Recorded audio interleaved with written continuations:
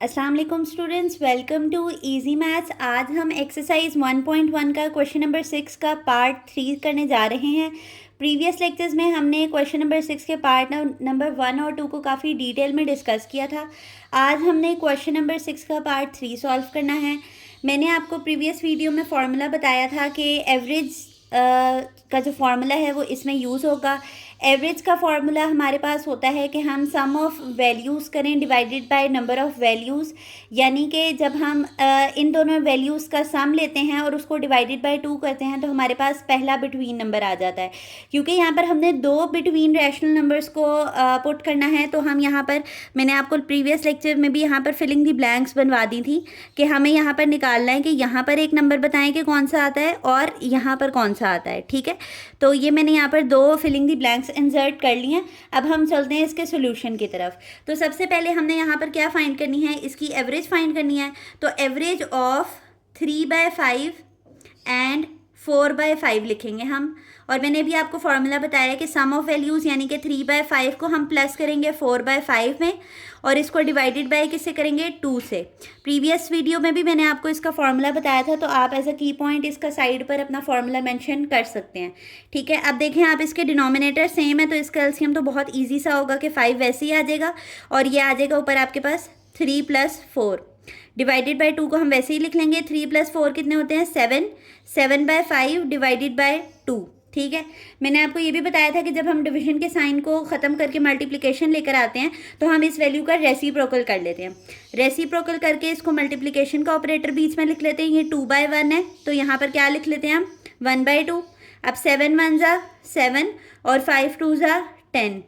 ठीक है, ये पहला वो नंबर है जो इनके बिटवीन आता है, तो मैं यहाँ पर इंसर्ट कर लेती हूँ कि 7/10 आना है।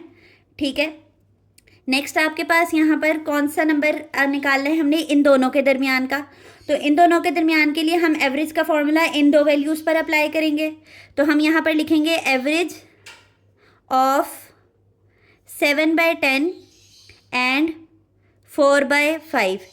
देखें, अगर आप ये अपनी फिलिंग द ब्लैंक इंसर्ट नहीं करेंगे ना, आप चाहें तो इसको ना लिखें, लेकिन देखें आपको जब हम फार्मूला लिख रहे होंगे तो हमें कैसे पता चलेगा कि हम कौन सी दो वैल्यूज़ के दरमियान में एवरेज डाल रहे हैं। तो जब मैंने यहाँ पर ये वाली वैल्यू इंसर्ट कर दिया तो आपको क्लियर कट मिल गई है ये दो वैल्यूज़ की, यही दो वैल्यूज़ हैं जिनके दरमियान में क्या आएगा आपके पास, इनकी एवरेज फाइंड करेंगे हम। तो अगेन सम ऑफ वैल्यूज़ 7/10 + 4/5 और इसको हम डिवाइड कर देंगे किससे, डिवाइडेड बाय 2। तो 7/10 और 5 का एलसीएम लेंगे तो 10 ही आएगा। 10 के टेबल में 10 1 पर आता है, 7 1 ज़ा 7। 5 के टेबल में 10 कहाँ पर आता है, 2 पर, तो 2 4 ज़ा 8। नेक्स्ट डिवाइडेड बाय 2 वैसे ही आ जाएगा। 7 + 8 हमारे पास होते हैं 15। 7 + 8 हमारे पास होते हैं 15, तो 15/10 लिख लिया हमने। यहाँ पे डिवाइडेड बाय 2 आ गया। अभी मैंने आपको बताया कि इसका ऑपरेटर अगर हम चेंज करेंगे तो ये आपके पास क्या आ जाएगा, बीच में मल्टीप्लाई आ जाएगा और नीचे वाली वैल्यू का रेसिप्रोकल हो जाएगा। तो ये 15/10 मल्टीप्लाई बाय 1/2 हो जाएगा। तो 15 1 ज़ा 15 और 2 10 ज़ा 20। आप इसको सिंप्लीफाइड फॉर्म में भी लिख सकते हैं कि ये कटिंग हो रही है इनकी, तो 5 3 ज़ा 15 और 5 4 ज़ा 20। तो नेक्स्ट जो रैशनल नंबर इन दोनों के दरमियान में आता है वो हमारे पास क्या है, 3/4 है।